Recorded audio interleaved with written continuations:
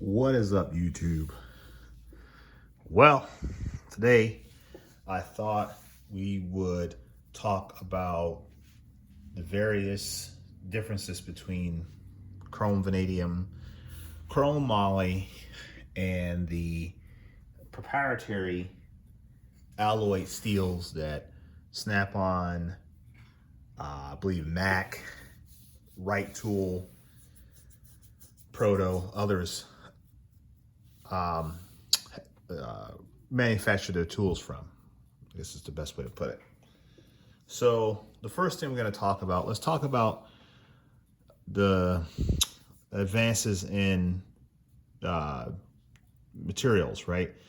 So, you know, back in the day, your alloy steels, you know, they were built to be a little bit more robust, I guess is the best way to put it.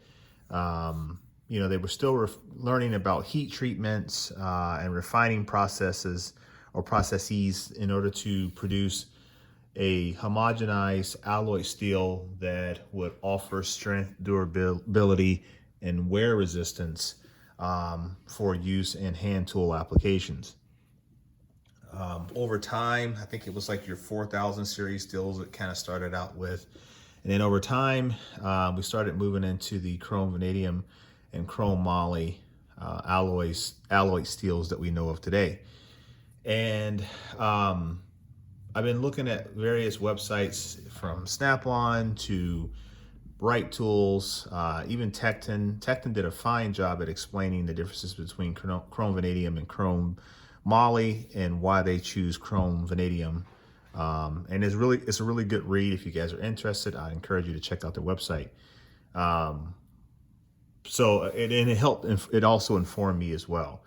But as the need for stronger steels, more durable, long-lasting alloys relative to various tool companies, you start seeing some changes, right? So some of the things that I notice on a lot of the tools is the broaching, right? The internal contacting points, right? So this is a icon socket. Yeah, we're gonna start out with icon first. You can see how Harbor Freight, if you look here, you can see the profile of that particular broaching. There's various styles, just Snap-on's flank drive or FDX sockets. There's the right grip technology. There's various other names for this type of profile. But in every case, we're going to look at them all. In every case, manufacturers have, and it's kind of difficult on these impact sockets, but you can kind of see that internally there. This is a right tool. This is my right tool impact socket. But I wish I had a chrome. I don't have any chromes, 6 points. I need to get some of those. But in every case, this one here is a Snap-on. And this is the newer, I think this is the FDX socket here. But you can see there, I mean, if you look at the icon and you look at the Snap-on, I mean, if you didn't know any better, you know, looking at the profile, you would say, yeah, those are the same manufacturer. You come over here, you look at, this is a older Snap-on, regular Snap-on metric socket. You can still see it on this side here, that profile. This is a Mac Tools. Once again, you can see that profile. And here's another Snap-on. Did I grab the wrong one? I sure did. Let me grab the other one. Hang on a second, guys. I bought an, oh, that ain't it either. Where is that? Oh, yes it is. I think this is the new FDX sockets. I believe it is. I think that's what I bought just to kind of show that change there. So you can see with this one here, if you compare that to, let's see here. You compare that to, is that a good comparison? Let's go with the Mac. There you go. You can kind of see how, so slight difference. but not a whole lot. And that's because, in my opinion, this is my opinion, I guess when this first design profile, I believe Snap-on came out with the first, and I could be wrong, but when that design first came out, you know, obviously it was patented, and then the patent probably has ran out, and then other companies such as Icon, they're now copycatting what's out there, right? So, you know, that's just part of that's the whole part of the design and product design industry, right? You know, things run their course, and then patents run out, and people copycat the designs. The Chinese are known for this. I'm not saying these, I know these are Taiwan, but the Chinese are known for stealing the designs. They're not very creative culture. They, in terms of engineering, and this is no disrespect to anyone who's Chinese, it just seems like they just, it's an easier path for them to replicate what's already there. We know that in engineering, it's kind of one of those things that just happens, right? It's maybe difficult for people to stomach, but it's the truth. But chrome vanadium. So chrome vanadium, we all know, is much harder steel. There's not a lot of difference between chrome vanadium and chrome moly. I think there's like one element that differentiates one from the other, and I cannot recall what that was. I should have that paper in front of me, but I don't. But it's like one element. I don't know if it's graphite or something that's in there that differentiates one from the other, and it's like 0.6 parts per million or something like that. It's so low in terms of the overall percentage of constituents that it really is not that big of a deal. But chrome vanadium is meant to be a little bit harder, whereas chrome moly is a little bit softer. Chrome moly is designed to absorb the impact, whereas chrome vanadium is more of a alloy that's conducive for use on a hand tool. Typically what you find is when people are using chrome vanadium or chrome moly, the walls of the socket aren't quite as thick. This is a gray pneumatic socket, so you can even see with the gray pneumatics, they still have that same broaching profile. Man, I wish that would show up.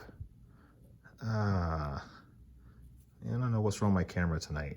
But anyway, with chrome moly is typically a little bit thicker or a little bit thinner. And then when you get into chrome vanadium, they make it because they know that people, especially in terms of impacts, they know people are going to put them on an impact, and that particular steel is will be more prone to cracking, so they have to make it a little bit thicker. I think even these are Carlisle, which are also chrome moly. Come on, show up. It doesn't say it, but they are also chrome moly, and they have the same broaching, the same as everyone else, no difference. Everybody's doing the exact same broaching style.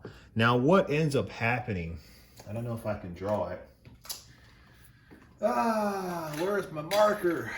What ends up happening is companies like Right Tool and Snap-on modify the broaching in such a way that changes the angle of contact, right? I'm trying to find something to draw on because I can explain it better if I can kind of draw it. Let me see if I got some paper or something laying around in my shop. You know, this is kind of I don't even know if I'm going to share this video because I wish I had everything a little bit more ready for you guys. But I'm going to use this old registration. So when you look into the socket profile, you kind of see that little cutout, and then it goes like something like that, and then back down, and so on. You get the drift, right? Well, they changed this profile. Some people have more of a profile like that. I've seen some sockets that have a very aggressive profile, and then when the fastener contacts that surface, they change the amount of area that is in contact with the fastener. So sometimes, where is that? I got some sockets here. I think it's like Sun X or Gray Pneumatic, and I can show you. Yeah, here we go. And I think I talked about this on another video. Let me see if I can grab it. This is a gray pneumatic, but I think this is designed for that. But you can see there on this one here, the broaching, they went really aggressive. Come on, stupid thing. They went really aggressive on the broaching there to put the maximum amount of contact, if you will, on the face of the fastener. Sorry about that, hit the camera. And that's great, right? It takes the bite off the corner of the fastener, reduces the opportunity for rounding it, and it places the force onto the flat, and that's good. But essentially, there's not a whole lot that beyond that, right? Once you do that, you can change how much contact area. You can go like 50%, you can go 30%, you can go 70%. It all depends on, you know, the fastener size itself, the surface area that you have available to contact, and how much of an arc or angle you can place on that when this fastener turns or shifts within the broaching of the socket, right? So it can only go so far, I guess is what I'm saying. So at that point, then you got to say, okay, well, I've exhausted how much I can really achieve by design. So what's next? So then the next thing is the alloy. So a good socket is socket design is not only based upon the design of the socket in terms of the broaching, but it's also the alloy. So the alloy is a big thing. So I guess what I'm saying is that chrome moly is chrome moly. Chrome vanadium is chrome vanadium. In my mind, there's no big difference in terms of like one being better or more suitable than the other. All you're gonna see is that if the wall of a chrome vanadium socket is not thick enough, it's gonna probably crack over time. A chrome moly socket is more likely gonna deform and mush up or mushroom on the anvil side of it in time due to a higher degree of impacts, right? That's just what's gonna happen. But essentially they're the same. I mean, and there's only so much that a manufacturer can do in terms of the broaching to take full advantage of the contact area that can be placed upon any fastener. So you can increase that. You can try to change the profile. I know Snap-on's got their FDX sockets and all of that kind of stuff. And this may not be the one. I'm not 100% certain if it is, but I know there's been some changes to their design. But essentially, it's just like everyone else's. I mean, it just changed a little bit more of the angle, and they do a little bit better job at trying to put more force on the flat, more contact area on the flat. But that's pretty much all that it is, right? Like I said, the other thing is making sure that thought I got bit by a mosquito. The other thing is making sure that they have a good steel. So that becomes, in my mind, the steel component becomes the more important component. So we don't know. I mean, I looked up some patents, but I'm not going to try to say that those patents are right.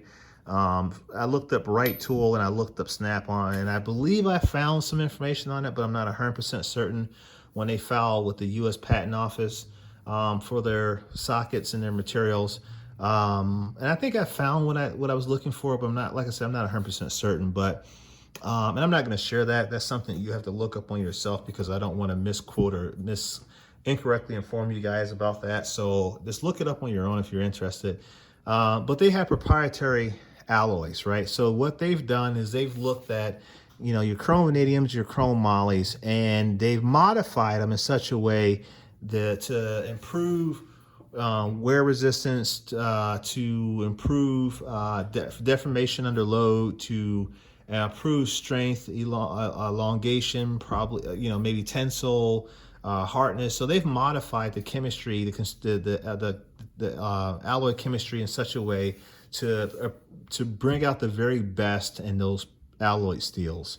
The starting point is more than likely all the same, you know, chrome moly or chrome vanadium. I don't really know, but I don't think that neither manufacturer is reinventing the wheel in terms of the alloys that they've selected. They're essentially taking a base level and they're probably modifying it in such a way to really improve certain aspects or another.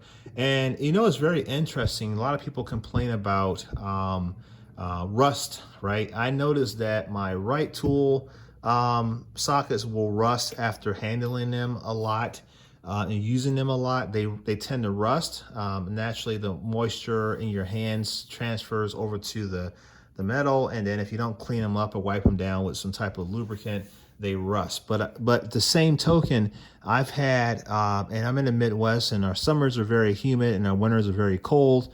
And even such, these sockets, my grading matics have set out all summer long, all winter long, and there's absolutely no rust on them. And I don't really quite understand what that is and why that is. I just know that it seems as such that the higher end sockets, Snap-on, Mac, Mac and Right Tool tend to rust. So there's something that is very interesting about their alloy chemistry that is resulting in rust.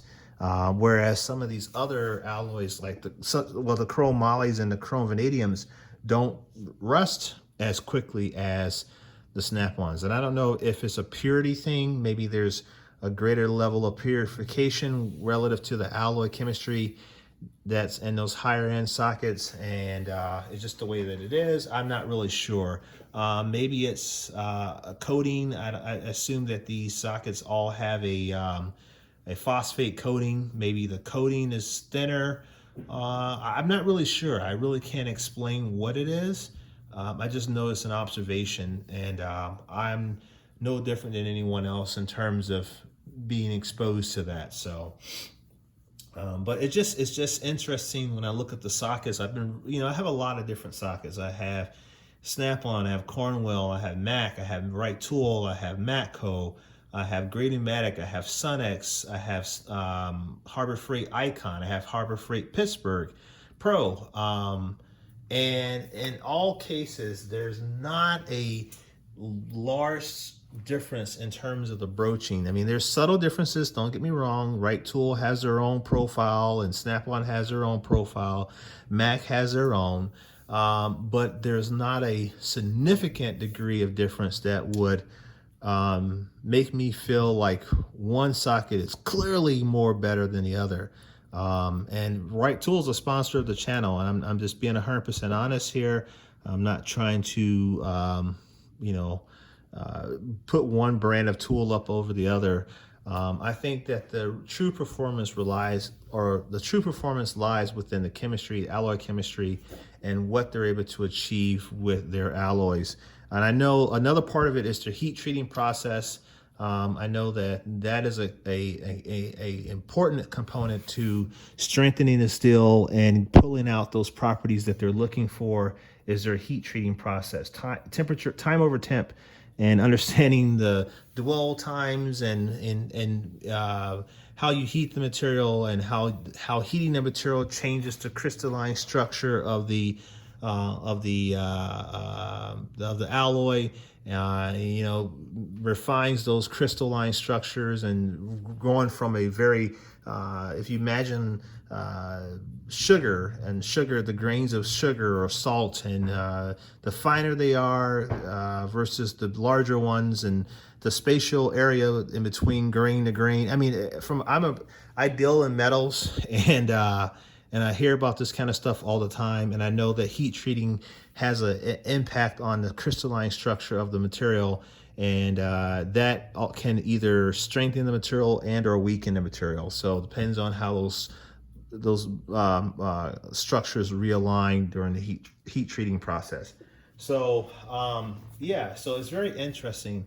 I don't want to.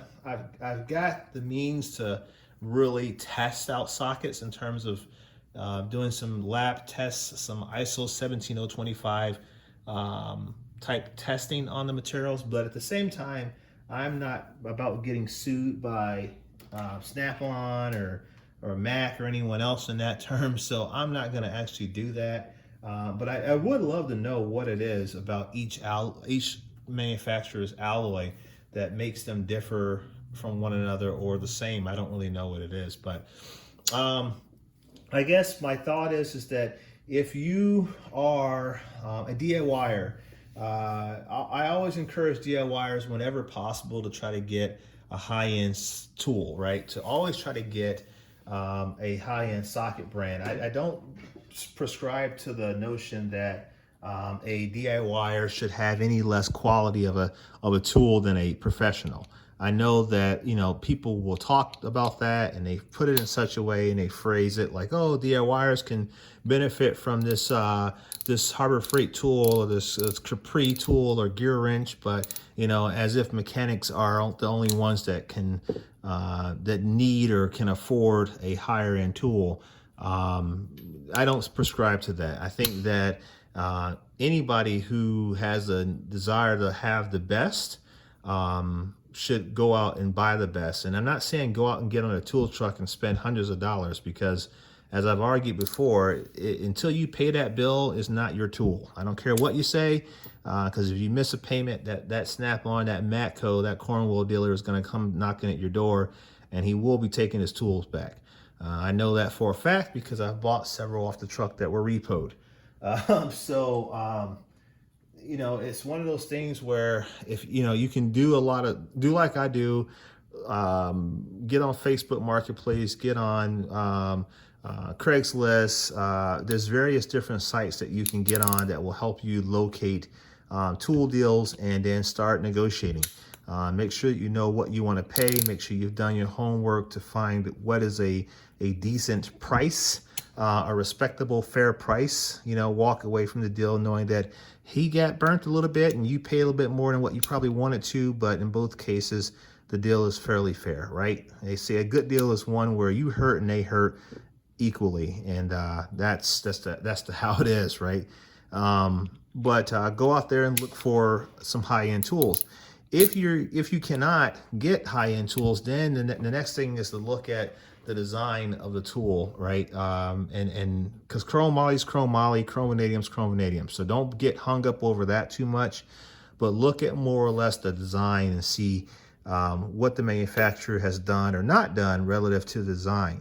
So when I look at a Carlisle socket, I look at a Harbor or a Pittsburgh Icon socket or a Pittsburgh Pro socket or a Capri socket or gear wrench or whatever. When I look at any of those mid-level brands, there's not enough difference to make me pick one or the other. So then I'm going to probably be looking at price. Who's got the best price? Who has a price that gives me the most bang for my buck, essentially? Because there's not a big discernible difference. They didn't do anything different in terms of alloy, and if they haven't done anything different in terms of design of the socket with the broaching, then it's just going to come down to price. When you buy higher end tools, you know that they have done some more work on not only the design of the profile, but they've also revised or modified the alloy chemistry to make it work better for that particular application. That's why Snap-on sockets work very well on impacts, even the chromes do, whereas some of these other sockets will crack, if not immediately, shortly after some good use. So just be smart about what you buy. Like I said, don't prescribe to the notion that you have to buy cheap tools if you're a DIYer and only mechanics can buy high-end tools. That's completely BS, and I absolutely despise hearing that. So, you know, just look for what works best for your pocketbook in the end and buy that.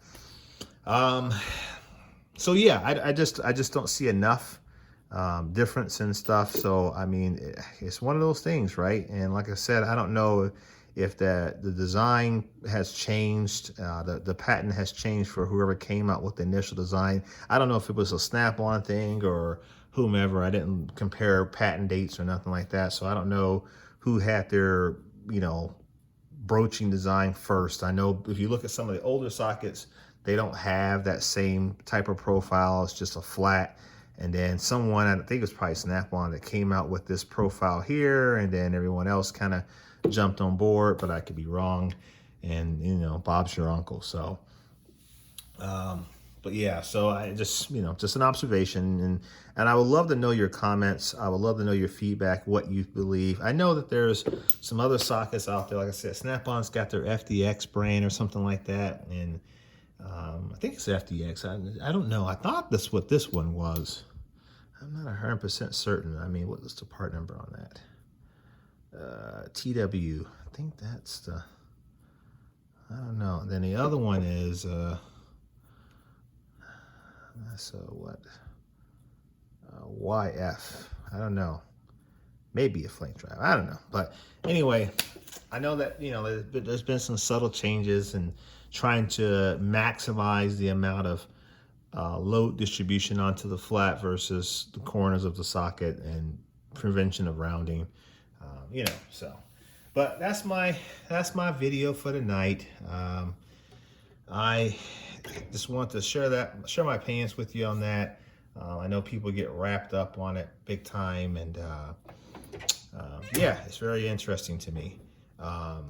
Yeah, so that's gonna be it for tonight. Like I said, leave your comments, guys. Let me know what you think. I would love to get your feedback and hear your opinion of the sockets and, you know, the designs of the sockets, but also the materials. So let me know what you guys' thoughts are on the materials. So, all right, guys, make sure that you follow me on Instagram, Midwest_tool_review. Make sure you are subscribed to the channel. Make sure that you have clicked that bell. Make sure you leave a comment, because I always try to get to my comments as soon as possible, and to keep that dialogue going with you guys. We're almost at 4,000, guys. When we hit 4,000 subscribers, we are going to do a giveaway. We're going to give away a tool to my loyal followers, subscribers, and then we're going to give a tool away to the newcomers. The aspects of that giveaway are still being defined, but it's going to be a live stream event. We're going to do it live, and we're going to have a number system, and we'll compile a list. We're going to look at 10 videos, and we're going to see some of my loyal commenters and people who have dialogue with me from a longer standpoint, and then we're going to pick out 10 people that have been consistently commenting on videos that are fairly new to the channel, and we're going to put them all in a hat, and then we're going to give out some tools. So kind of share the wealth. These are tools going to be pulled directly from my collection of tools. They're not purchased from the trucks or anything like that. They're coming right out of the Midwest Tool Review Tool Vault. So, all right, guys, I'll catch you on the next one. Peace.